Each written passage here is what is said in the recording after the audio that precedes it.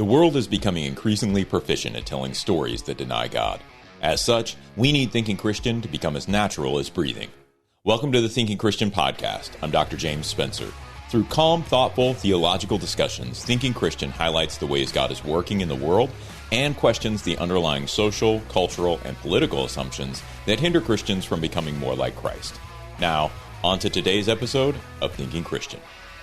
Hey everyone, welcome to this episode of Thinking Christian. I am pleased to be joined by Sarah Westfall. Sarah is a writer, speaker, and host of the Human Together podcast, and she's written a book called The Way of Belonging that's published by IVP. And so today we're going to talk about the way of belonging and probably a host of other issues and other things as we go along. But welcome, Sarah. Thanks for being on the podcast. Oh, it's a joy to be here today. Thank you for making space. Yeah, absolutely. So I read The Way of Belonging, and I think it might be a good place for us to start if you could give some sense to the listener.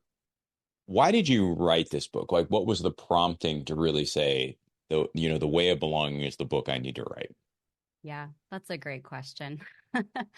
The question of what does it look like to belong or what is belonging, I think has followed me since I was a really little kid.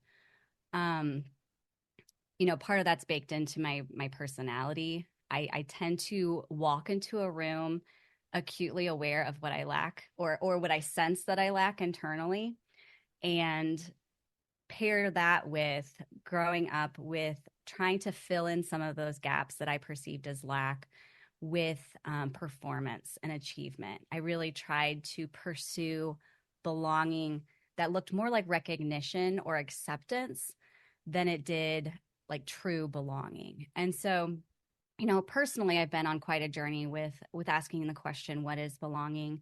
And we can get into that as much as you would like. But Yeah. This book in particular, I've had the joy and the privilege of working on college campuses and kind of getting a front row seat to the struggle many of us have to connect and to ask questions related to both our identity and how that intersects with the ways that we relate to one another. And so out of those experiences combined with some of my own kind of years of reckoning, we went through a season of deep grief, and in a season where I literally could not do a whole lot for myself. It was so overwhelming and had to depend upon community in a different way. And so those two things combined has really shown me the beauty of what it looks like to live a more communal life, a more deeply connected life with other people and with God himself.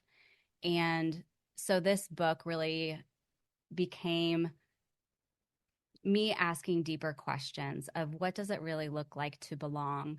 Because there have been many times in which I pursued it kind of more formulaically. Like, if I do this and this, if I invite this person to so many coffee dates, then we will automatically become best friends, and I will have a place and I will have a person and everything will go great. And that just hasn't been my reality most of the time. Yeah. And so it just really caused me to ask those deeper questions. And what is it really? Is it at this like mercy of other people all the time? Or is it something more substantial? And so that's what the book tries to explore, both through the lens of my own personal story, but also through the biblical narrative and combined with some research from, neuroscience and relationship and attachment theory and things like that. Well, why don't we, because one of the things that really struck me was when I was reading the book, you talk about learning to hide. Mm. And it feels like maybe that is a really, at least when I was reading it, I was like, this is a really helpful way to understand the difference between fitting in and belonging. And so maybe talk about a little bit about that. When you say learning to hide, what are you conveying there? What is that? What's the dynamic in a relationship where we learn to hide as opposed to trying to fit in or trying to belong? Right. I love that we're diving in deep. Let's go for it. You've made a really good differentiation that I try to do in the book of Yeah. saying that belonging is not the same as fitting in. Right. Fitting in often asks us to bend or shift or to hide certain aspects of who we are or questions we might have or uncertainties we carry with us, because fitting in often has a really defined set of rules, whether those are spoken or unspoken, as to what it looks like to be part of a group.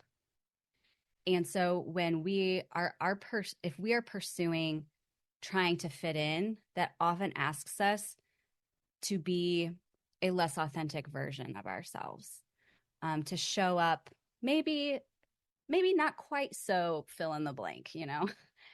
Whereas belonging invites us to, this is the words of Brene Brown, not myself, but invites us to be the truest version of who we are, um, while still and maintaining kind of that measure of groundedness. But I think what happens along the way is that living this way of belonging often gets really hard. And interacting with human people, because we are human people prone to um, wounding one another, Yep. that when who we are, we sense that that's not accepted, when we sense that it's not welcomed, that that shame that kind of enters into the narrative causes us to pull back and either to pull away and hide. You know, I'm thinking even of like that initial story in the Garden of Eden when you know, Adam and Eve's first response was to go and hide, Yeah. after after they ate the fruit from the tree, that they allowed that shame to pull back from God, to pull back from, and then to be in contention with one another as well. And so I think that it's a really human reaction Yeah. to hide who we are and to pull back from one another. But I think that when it comes to our belonging, it really becomes a barrier, because we tend to treat then our truer, fuller, more complicated selves as almost like a dirty little secret. And that's a lot for us to carry both internally, and then it always kind of can be a wedge to us relationally as well. Would you say that? So I have a particular instance in mind, and I'll try to explain it. But uh, I guess what I'm wondering, I'd be interested to hear your thoughts of whether you think that fitting in is bad in every circumstance, or whether we should be seeking belonging in more intimate relationships versus transactional relationships. And maybe that's an artificial distinction. Like maybe all our relationships should be intimate, right? But it feels to me like there's the body of Christ where I want to belong. Then there's work where maybe I do need to do some degree of fitting in. Bringing my full and authentic self to work may not be the best move, right? And I think something else that came up as I was reading your book is like performance can cover over a number of sins. Mm. And so even when we have these features that the organization might not seek out, if they're hiring a new employee, they sit back and they say, no, this is not the ideal person for this job. The Your performance can actually help you overcome those, so you can get almost a false sense of belonging. But really what you're doing is fitting in. You know, Right. you're giving that it is very much a transactional sort of relationship. And so maybe my first question is, do you think that uh maybe it's a more pragmatic question. Do you think belonging is realistic in every context? Do you think we should always be shooting for belonging? Or do you think that we should be um, okay just fitting in at certain points? I'm going to answer this kind of twofold. Okay, I think it'll be helpful to kind of back up and define belonging, maybe good. first and foremost. Perfect. Um, a lot of what we've been talking about is the type of belonging that is what other people extend to us, whether or not we are either accepted, welcomed, said, "Hey, you're one of us. Come inside. You are wanted here." Yeah. So often we think about belonging in those terms, and that's not necessarily absent from the definition. But I think to broaden the definition of belonging, we also then need to include what it looks like to belong to ourself and also to God. Okay. And those are the two things that I lean into most in the book, because those Yes. are the things that we have agency over. Okay. Those are the two things that we can not like affect change, or we can continue to grow and to embrace those two things. Whereas I can't force anyone to accept me. I cannot Yeah. force anyone else to be that person of welcome to me.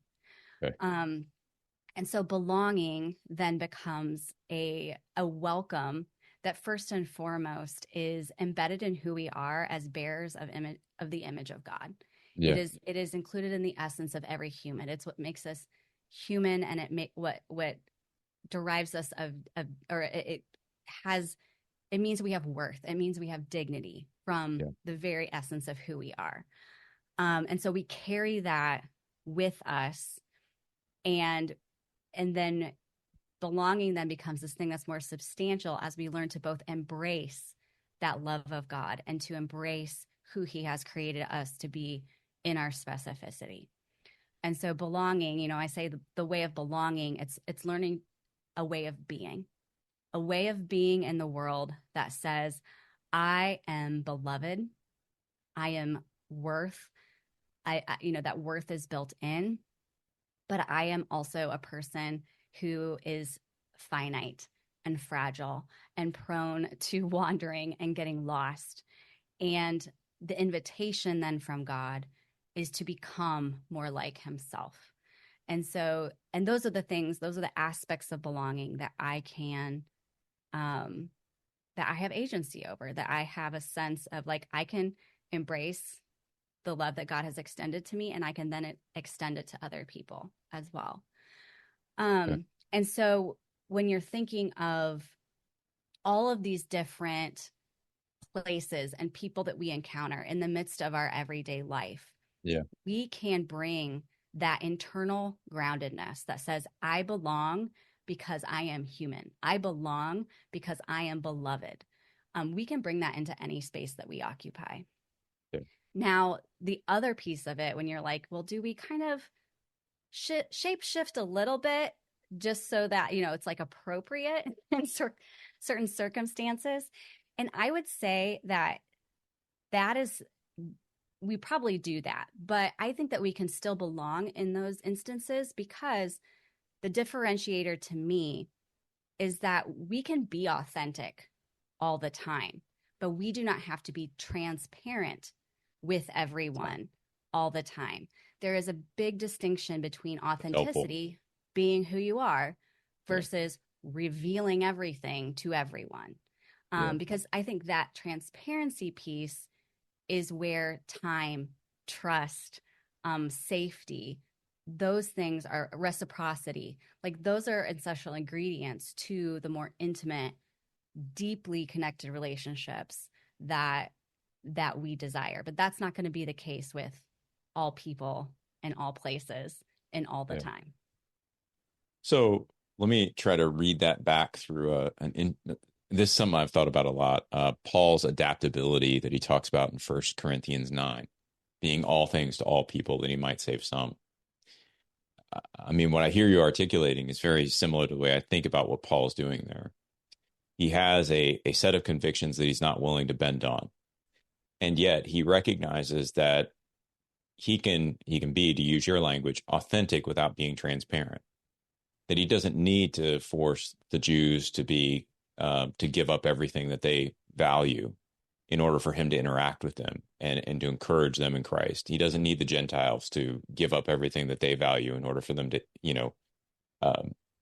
change to fit his thought process. He's got such a deep understanding of who he is in Christ that he knows how he can adapt within those situations without compromising who he is in Christ. Is that a fair way of sort of summarizing where you're headed? Yeah, because even in describing that, I'm like picturing Paul with a very clear understanding that he is held by God, like right in the midst of that, that Yeah, he can be that person of welcome. He can extend the welcome of God to both Jews and Gentiles.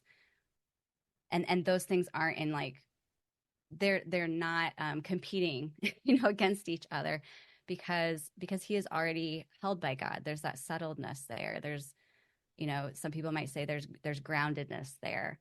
yeah, And I like to use that grounding term only because, that word human, to be human and to be human together, that word human is humus. It's of the earth. It's to be right. very familiar with where we have come from and where we are going, you know? Um, and I think it's important to differentiate too. Like that's a really good example with Paul. And even if we look at Jesus, in that he was authentic with the great crowds of people, but he had these like circles of belonging in which there were smaller, he had his 12 disciples, and then he had his three, that were even closer than that, who he took when he went to the garden to pray. And he said, come with me, or up to the mountain. And we can see from that Jesus, no matter where he went. Yeah, He was authentic, but he did have these other qualities of relationships in which he was more transparent, in which they saw his tears, they saw the looks of concern in his eyes, they saw the dirt covered feet and the way he might have had morning breath, in the mornings. And so we see that there is authenticity, but not necessarily transparency with all people. And so when I think of that phrase, being all things to all people, that doesn't also mean being a welcome mat. It doesn't mean yeah, extending ourselves and just and having no boundaries at all. yeah, There yeah. needs to be some measure of boundaries in the ways that we relate to one another. I don't recall you mentioning him, and maybe you do, and I just don't remember it. But uh, Friedman's work, A Failure of Nerve. Have you ever read that I have book? not. No. It's fantastic. I'd recommend it to you. He talks about this in terms of self-differentiated leadership, and he talks about a leader within an organization needs to be the non-anxious presence, and they achieve that by something similar to what I think you're saying, which is recognizing where I end and other people begin, and not allowing their needs to encroach on what I can actually provide in the moment. Right. And so he's not arguing for a lack of empathy. He's not arguing for us not to care for others or anything like that, just sort of isolate ourselves and stay within our bubble, but to recognize the limitations that we have and to engage, again, to use a word you've been using, authentically within that as ourselves without necessarily taking up all of the challenges and problems that everybody in an organization is facing, because then the leader becomes that doormat or that frenzied presence that is trying to solve all the problems as opposed to just being stable and clear and really maybe carving out a space within an organization or community or whatever we would say that allows them to be made sense of. People Yeah. get them now. Whether they like them or not is a whole different question, which maybe we can get into as well. Like I Right. think there's a sense in which belonging doesn't necessarily mean that you'll be liked, but it does seem to mean that you'll be made sense of to a certain degree. Is that a fair distinction? Yeah. And I love that. I am familiar with the phrase the non-anxious presence of, Yeah, and I love that. The more I kind of dig into what that means and some of the work and the research behind it, I think there is a correlation to that and some of what I have learned and yeah, discovered. yeah, And I, and I was thinking as you you were talking as well, that there's a quote by Parker Palmer in his book Let Your Life Speak. This is not word for word, this is just the gist of what he Yeah. said, but that being in community is trusting that when I can't be the answer, I can't be the person who responds, being in community is trusting that there will be someone else, that there will be somebody else in the broader community who can step in and step forward. And I think in a way that's humility. That's humility in saying, like, I know that there's an answer and I trust there's an answer, but it's not me. Yeah. Because I think sometimes we want to, maybe not everyone. I will speak for myself. I think that sometimes I get a little shot of pride when I'm like, ooh, I could be this person's someone, and that's not a good way to start a relationship. That's not good for my soul. And it's not good for the way that I'm posturing myself to this other person either. Yeah. Well, given the way you've described belonging, can I assume that you would recommend that people who want to really cultivate a sense of belonging, that they begin with themselves, that they begin with their relationship with God, and begin to develop not only a deeper relationship with God, but also a genuine self-awareness that maybe is non-judgmental? I'm wondering how, I guess, maybe the deeper relationship with God question first. That seems like maybe that's the easier one. But then the second one is, as we're developing self-awareness, sometimes we can get into this, at least this is my experience, I can get into a cycle where I'm not assessing my capabilities. I'm actually deciding I'm not good enough. Hmm. In other words, I'm not owning my own limitations in such a way where I can say, I have this limitation and it's okay to have this limitation. And that there's only a certain amount that God wants me to do anyway. There's a certain use that he wants me to have. And so he's created me in that fashion. The limitation is a bad thing. If I can't overcome it, I'm nothing. Right. Those are the deeper, darker thoughts. Right. And so I guess the first question is, do you feel like that's the right starting point, is sort of developing this deep relationship with God? And then the second question is, how do people go about sort of beginning to process the emotions around our discrete usefulness, our discrete limitations, our unique limitations, having been created by God? Yeah.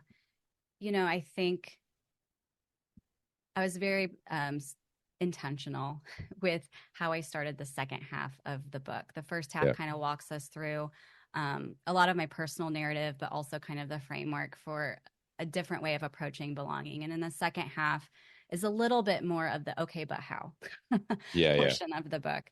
And I was really intentional with the very first step. So I include a kind of a shift in posture with a practice that follows it. And the very first practice that I include is the art of naming. Okay. And from the very beginning, God has invited us to name things in order to make sense of them. We live in a world in which there is, especially since the fall, a lot of chaos.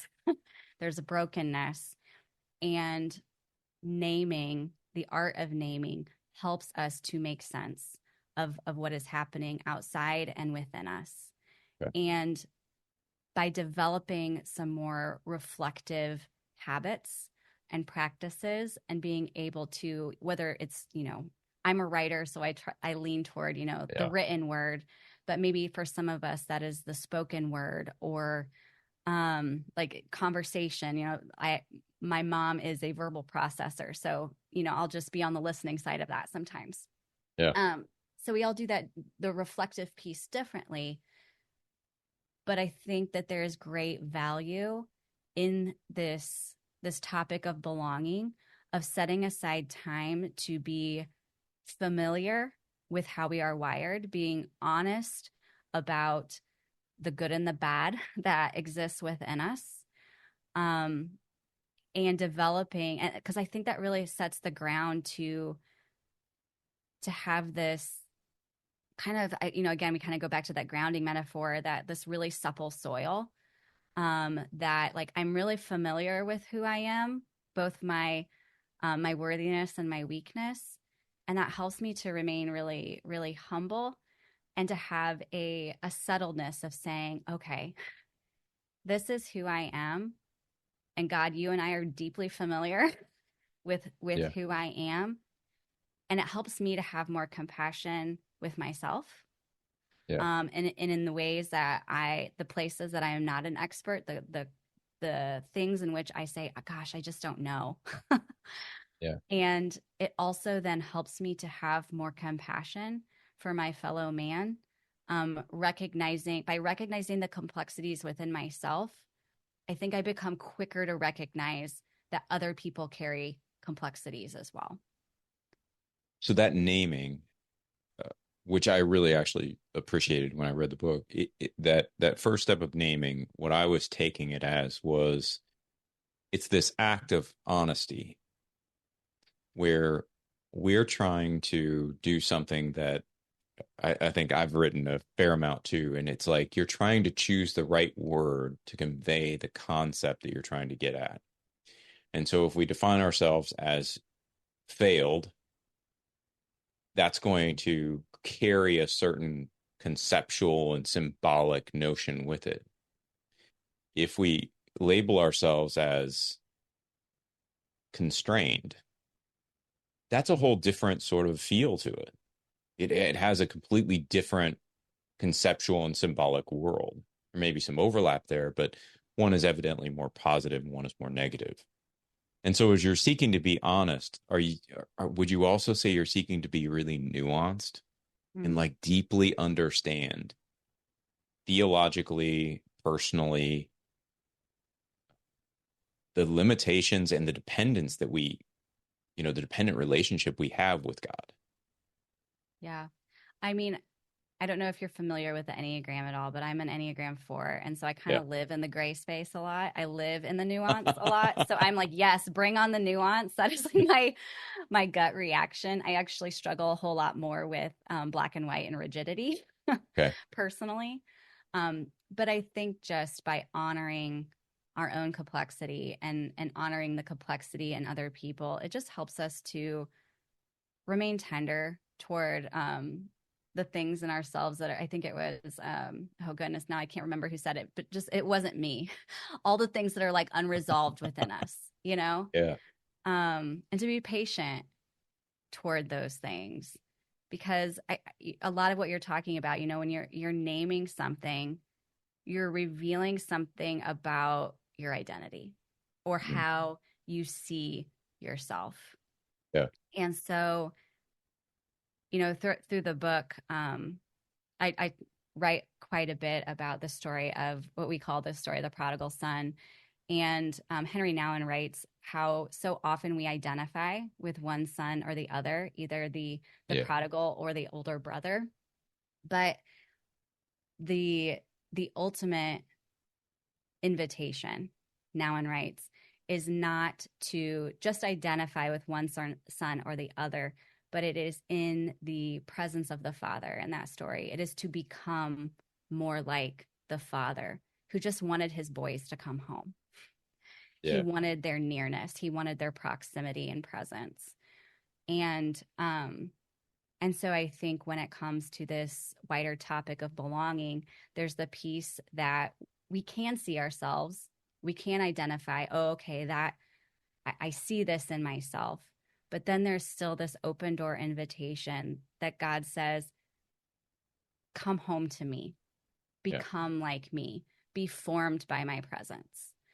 And so I think that in the art of naming and taking time to reflect and to use words and wrap those words around your experiences, that becomes just like little steps along the way that reveal things about ourselves that then God can say, okay, like let's shape and polish and form and make you into the truer version of who I created you to be. Yeah. It does seem to me, once we sort of get a grasp of our own belonging with God, our own sort of ownership of ourselves or belonging to ourselves, that this would have pretty tremendous implications for how we accept other people, how we view them. You talked about a little bit about having compassion for other people, but maybe talk about your vision, having written this book and thought about it an awful lot. How does this sort of belonging that we cultivate within ourselves ultimately transfer into other people? How do you think about other people differently, maybe, when you Yeah. have a deep sense of belonging to God and to yourself? I think I can answer it in two different ways. I find that when I am more deeply connected with remembering who I am and who I am in God, and that He goes with me. Yeah, God's like, I'm with you. When we go to Trader Joe's, I am with you. When we're in the school car line, I am with you. yeah, And that presence transforms then the way that I see other people. Now, do I still get irritated in the school car line? Absolutely. sure. However, everyone Yeah, does. It's like the yeah, bane of my existence. right. Um, but it does change the way that I become more aware of the stories that I'm telling myself about the people that I'm interacting with, Okay. and become more aware of the ways, the subtle ways that I can kind of put people in boxes of this Yeah, us versus them, or elevate myself above others. And so it does help me just in that very like everyday kind of way to remember that the person that I'm interacting with, even if they're being awful, is no less loved by God. yeah, And it if anything allows me to remain tender and to not let bitterness and hard-heartedness kind of settle in to myself.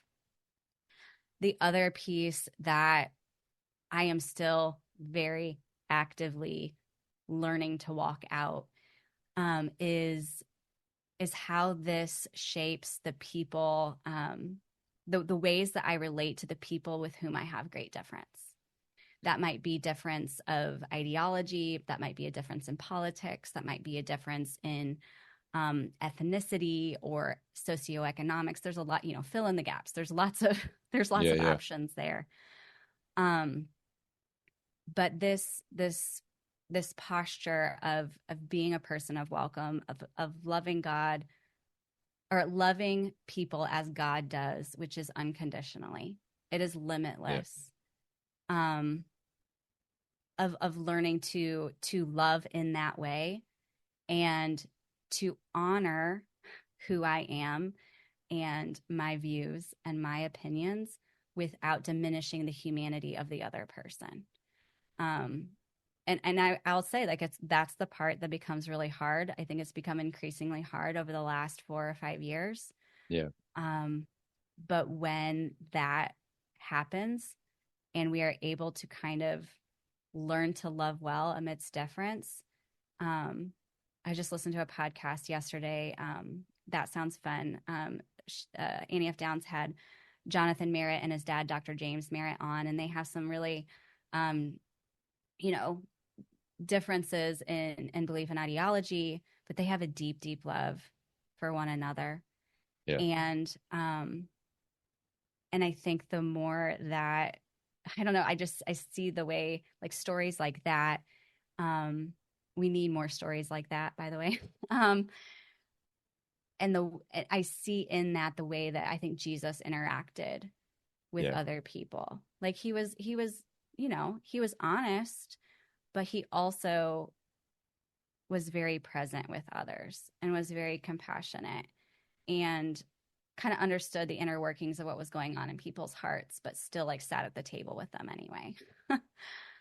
yeah. I mean, it strikes me again. It struck me when I was reading the book, and it strikes me when I'm talking to you now. There's this interesting interchange between, if we just think through the life of Jesus, he has an inclusivity to him when it comes to the message.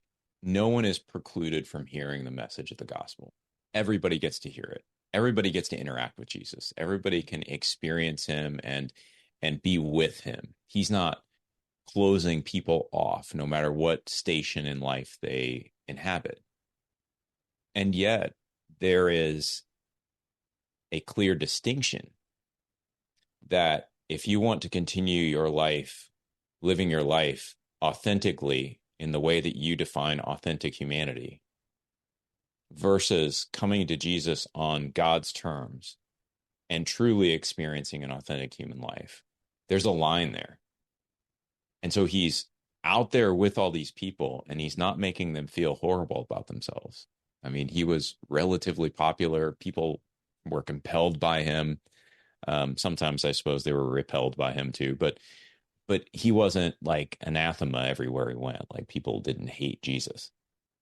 And so he had a way of engaging people, but also drawing a firm line to say, look, I'll accept you as you are to the extent that I'm willing to interact and we can be in presence and community with one another. But I love you enough to let you know that this life you think you're living isn't the right life. Does that meandering sort of make any sense to you? When we think about belonging, that seems to me like there's a danger almost if we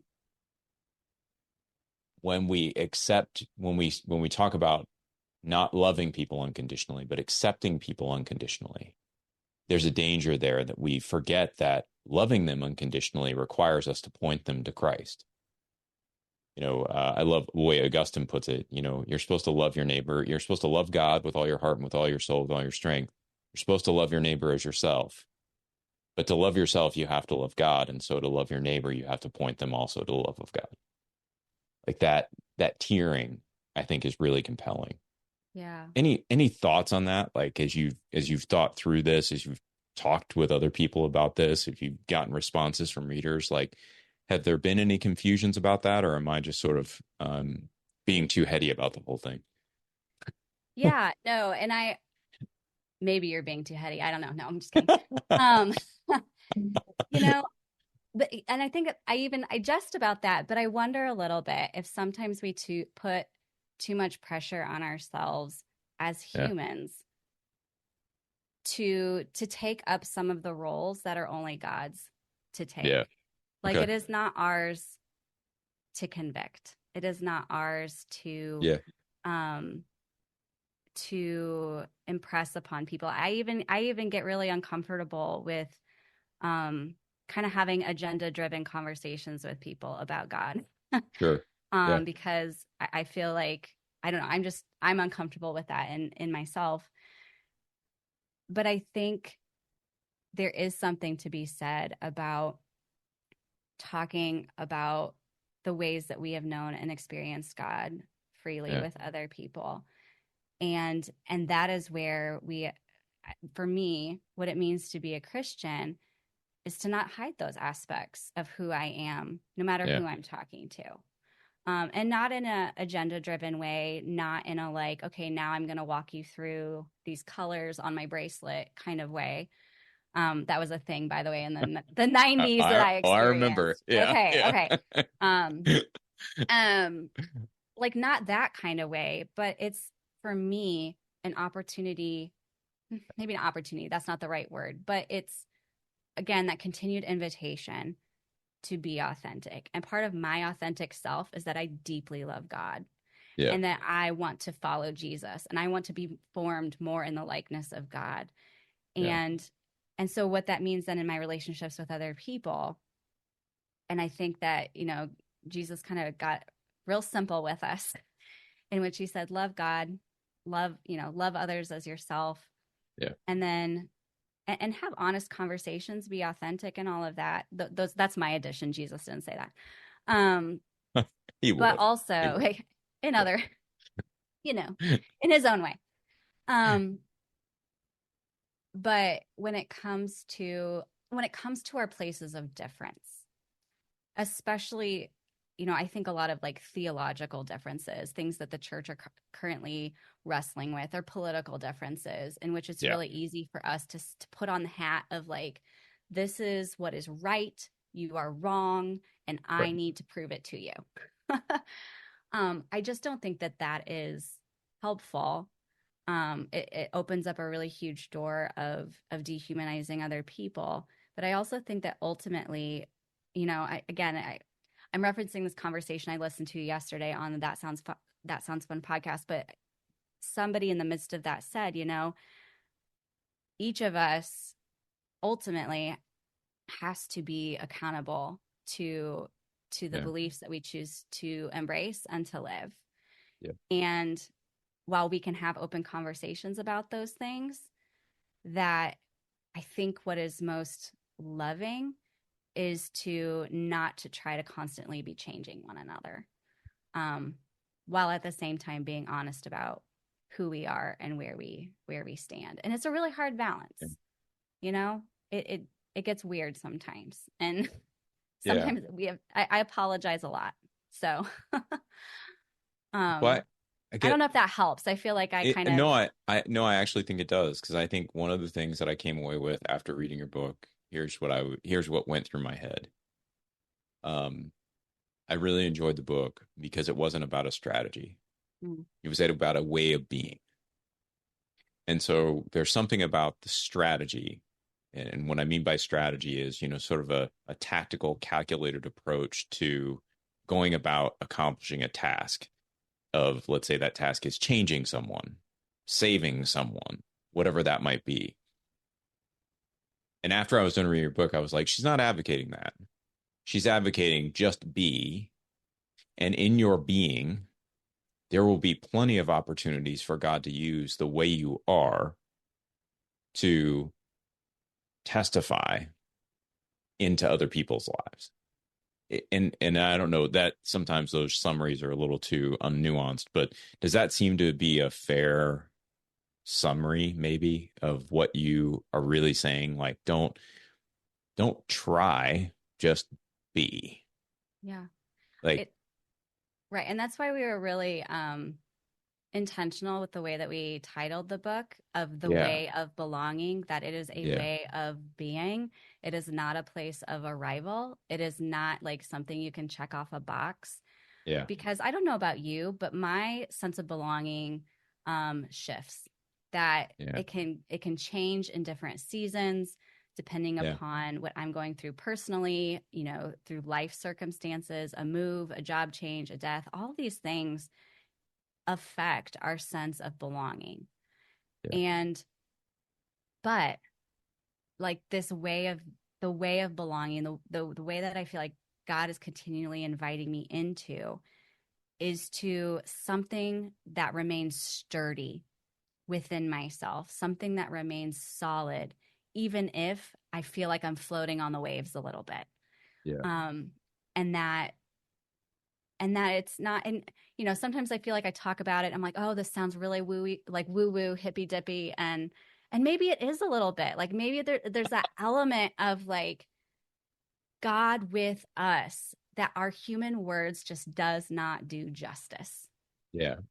And so the more that we can learn to live into that like capital K knowing God, that just affects then how we relate to one another. Um, yeah, it's ongoing. It is I, not. yeah. I have not arrived in any capacity. I don't. I mean, I personally don't think it sounds hippy dippy, but I also think that we're not used to thinking this way. I think we're used to following a recipe for the Christian life, and there's some really great cognitive psychology research. John Vervaeke, if you're familiar with him, he wrote, he's got a big YouTube thing on the crisis of meaning and all this kind of stuff. But he talks about four ways of knowing, and his last one is participatory. And when I was reading your book, that came to mind. And essentially, what participatory knowing is, it's this co-creation between yourself and various elements within your environment, so that you know in a way that isn't propositional. It's not a fact, but you know it still. And so the way I illustrate it is like everybody can tell the difference between doing a cannonball into a pool and a baptism. And you know it. You can distinguish between the two. And when you see a cannonball, you're at no risk of mistaking it for a baptism. because there's other elements within a baptism that make sense of it other than just being immersed underwater. All those elements sort of come together to make that into what it is. And again, as I was reading through this and thinking through belonging, it feels to me like that's the sort of knowing that we're shooting for. How are all these different elements in our lives making sense to us to create a context in which we can be our authentic selves, where we can be and be comfortable? And as we change, and you mentioned, a lot of times that you have these, like, I don't think you use this word, but crises of belonging, right? It almost feels like to me when I was thinking through that, it's when things change, there are certain elements that I was putting too much weight on. They're now no longer there. And what I'm having to do is not question my relationship with God or my belonging to him. What I'm having to do is adjust to what I was leaning too heavily on and redistribute my weight so that I'm leaning more heavily on God. I just that picture of it, that sort of participatory knowing, to me is aligned so well with what you're talking about. But we're not used to thinking in that realm. We don't usually think that way. What we would like is, here's step one, here's step two, here's step three, and this is how you belong, right? The 7 steps to belonging versus the way of belonging. Right. And I don't want to completely like poo poo on other books that have written about like community and connection and here, try this. But I think Absolutely that not. if we can look at those books as tools, like Yes. tools we can put in our toolbox, and ooh, Yeah. maybe I'll try this, or maybe this will work in this situation, versus formulas that Yeah. have specific outcomes, that it helps us to maybe have better expectations entering into the coffee date, or inviting somebody over to your house for the first time, or Yeah. the person in the school pickup line, whatever your expectations are for them. um it just it's helpful to treat those more like, for me, it's helpful to treat those more like tools or science experiments that I can try and see what happens. And Right. but that way of belonging gets to remain sturdy and steady within me, even as life and relationships bend and flex. I've seen it even within my own marriage. My husband and I will have been married 20 years in just a couple days. Cool. And our we there's like the bones of who we are still the same, but we are also very different people than who we were 20 years ago. And so what it has looked like to belong to one another and to show up for one another has shifted over the years as we have grown and changed and walked through deep grief and have walked Yeah. through multiple job changes. I mean, we moved locations 13 times in our first 13 years of marriage. And so we had some transients that we had to navigate as well. Yeah. Um, and in all of that, and this is like the human knowing aspect, that Yeah. there has been a part of knowing the bones of one another, knowing what we have, that continues to anchor us as Yeah. well, and gets to kind of be an imitation of, or a reflection of, that deeper knowing that we also have with God. Yeah. That's no, I think that's great. I agree with you 100%. I think there are procedures that we can use along the way of knowing, and those are helpful techniques that can maybe scooch us more to the middle of the path as opposed to skirting the edges, right? We might say, but that experience is a fantastic teacher. And so as you walk through these difficult things and you sort of get the suffering and the tensions and the conflicts and all of those things, and you can weather them, you usually come out the other side with a greater understanding of your own connection and community with people. Yeah. And so, yeah, I think that's a beautiful way to express it. I just, my concern would be that many times we're not thinking on that level. We think too near term, maybe, too strategically or tactically, however we want to put that. as opposed to really thinking about it as a journey and being Yeah. comfortable being on that journey. You just said the key word there, which is comfortable. I think when we approach things pragmatically, Yeah. that there's a measure of control that either we perceive that we have or that we want to have. Yeah. Yeah. In that if I can do these things, this will be this outcome. Or, I even see it in the emphasis, a lot of the emphasis in the church tradition that I grew up in was on this like intellectual knowing of God and his Yeah. word. Yeah. And not that that is absent, but there are wider ways of knowing God. But what that intellectual piece did was was was almost, at least the way that I perceived it, was that I thought that if I could get the right answers, that then I would know the right way and that I had this like sense of control, Yeah. rather than learning to live in faith, which an aspect of faith is saying, I don't know. Yeah. Yeah. Like my mind doesn't know. I Yeah. can maybe guess this is kind of where I'm leaning, but I don't Yeah. know. Well, let me ask you, I've got a couple of curveball questions that I was hoping to ask you before we get to Great. the end of this. So, I want to do like a sharp pivot. So, um, it'll still be related to belonging, but you host the podcast Human Together. And one of the areas I've worked on an awful lot is just thinking theologically and philosophically about artificial intelligence and technology and the distances that can both be bridged and created through technology. Have you thought any about how belonging might be impacted as we move toward a more automated society where some of the frictions and tensions that we would normally go through together have now been smoothed out and made more efficient, so that even if they're still there, something else is taking care of them for us. Yeah. How does that, the movement toward efficiency and ease, how do you think about that within in terms of belonging and really just being human together? Yeah.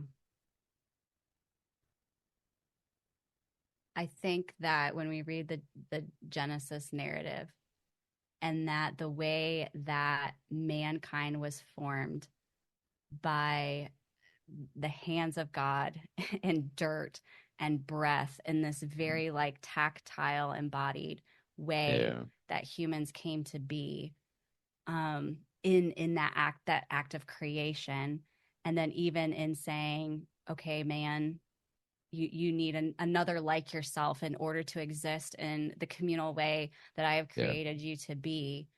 um that that while ease and efficiency are great, I there's you and I are talking probably states away across screens, so there's ways in Yeah. which it serves us really well. Yeah. um but if that becomes a replacement, I think, for the slower, more difficult, gradual work of actually being in each other's presence, Yeah. and in more like embodied, up close kind of ways, um, I think that it is deeply injuring our sense of belonging and Yeah. connectedness. It is really easy to hate people at a distance. Yeah. It is Yeah. much harder when they're sitting at your kitchen table Yeah. and you know their story and you see the way that they kind of push their broccoli to the side. You're like, oh, they don't like broccoli. Okay. Um, Whereas, again, like I'll be honest, I haven't even used AI. I mean, Yeah. it's probably been somewhere that I haven't been aware of, maybe on Amazon or Right. something. Right. Right. But like, I I haven't sought it out. Yeah. But I think that we do lose something both in our connectedness and in, I think of it a lot in terms of myself as a writer, Yeah. that the act of Yeah. like co-creating with God. Um, because what happens is that in that act of co-creation, something also happens within me. Right. And I think of it the same way of when we're having a conversation, actually sitting across from one another, there is no replacement for what is happening within us in the room. There, Yeah. I think Kurt Thompson writes and talks often about there's something, call it transcendent, call it whatever you want, something that happens by being in the room together that Yeah. cannot be replaced. And Yeah. so I'm not one to say it all needs to go. Um, maybe watch Ready Player One and know that, like, oh, maybe that's not the greatest um greatest way to go. Right. Um, I think it's just holding everything in its proper place while not sacrificing I hate that. Like we try to get rid of our pain so often, but sometimes pain, that brokenness becomes this sacred place for God to dwell and for Yeah. us to become softened and understand, like, for other people who are in pain to understand the hurt and to understand what they might be going through. Yeah. I would never wish pain on anyone, but I think it's really hard to get through life without it too. Yeah. No, I appreciate that answer. I think it's largely where I've come down on it as well. I mean, obviously, I think it's fantastic that we can have this conversation, like Right. you're saying, across multiple state lines. But the reality is, we also have to recognize what this conversation is. Where we've had a fantastic time talking with each other, we don't know each other in the same sense as you might know someone who's in your immediate proximity or your neighbor who you're spending time with day to day. And while we could spend more time across Zoom talking with each other, the reality is that this is a very narrow view. It's sort of tunnel visioned. And so we're going to talk about very specific topics, but we're not going to live life together on Zoom. Right. And I think those distinctions, we need to maintain them so that we begin to recognize that there's an aspect of our humanness that exists beyond the technology that we don't really want to get rid of. Right. And so, yeah, I really appreciate that answer. Well, Absolutely. the last question I'll ask you, which is something I ask all my guests, because this is the Thinking Christian podcast, what I like to ask is, what do you think Christians should be thinking about today Mm. that we're not thinking about enough, that would really help them to be and make disciples for Jesus Christ?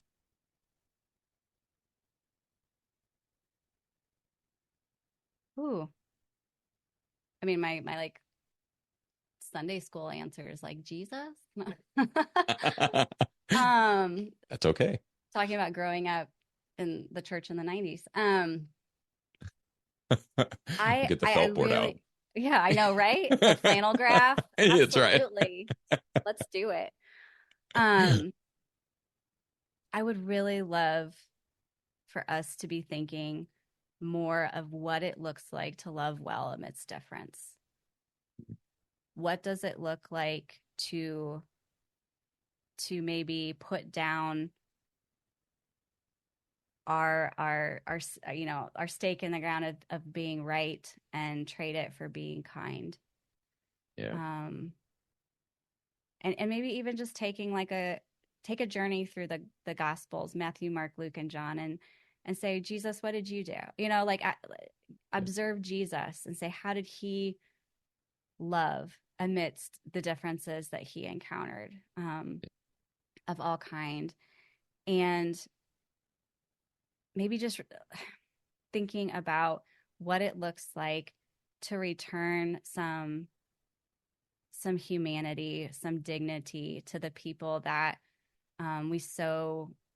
we want to put into these containers of us versus them. Yeah. That's good. Definitely needed today. And I think that as society gets more pluralistic and more varied, it's definitely a lesson we need to learn. So very much appreciate that answer. Yeah. Sarah, it's been awesome talking with you. You too. I don't have any other questions. And so, this has been fantastic. Just encourage everybody to go out and get The Way of Belonging. We'll have the links in the show notes. We'll have a link to Sarah's website in the show notes and various other spots. So check those out. This is a great book, and I really do believe that it's something that the church needs to not master, but start moving along this way of belonging, so that we can really have a better sense of who we are with Christ, but also a better sense of how we navigate these sort of issues in the world that we're talking about, and maybe even start being more kind to people who are different than us. So thanks very much for being here, Sarah. Really appreciate it. Yeah, I appreciate it. Thanks so much for inviting me. All right, everybody. We will catch you on the next episode of Thinking Christian. Take care. Just want to take a second to thank the team at Life Audio for their partnership with us on the Thinking Christian podcast. If you go to lifeaudio.com, you'll find dozens of other faith-centered podcasts in their network. They've got shows about prayer, Bible study, parenting, and more. Hey friends, Nicole Eunice here from the How to Study the Bible podcast. I want to invite you to experience a fresh look at the story of Joseph and what it means for you today. Life can totally throw us for a loop, whether it's your family or your marriage, work, church, or something else entirely. Maybe you have found yourself in a season that you never would have expected and that you certainly wouldn't have signed up for.